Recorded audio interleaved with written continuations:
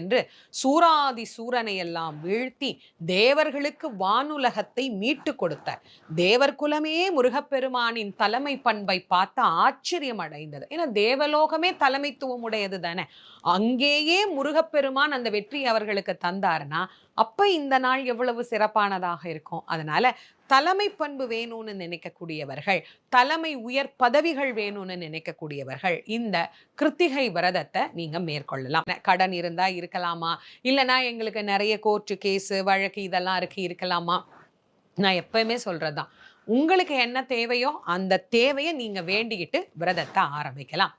பரணியோட சேர்த்து கார்த்திகைக்கும் விரதம் இருக்கணும், அதான் முறை. உணவு வேணும்னா எடுத்துக்கலாம், இல்லைன்னா மதியம் இரவு எளிமையா பாலோ பழமோ எடுத்துக்கலாம்.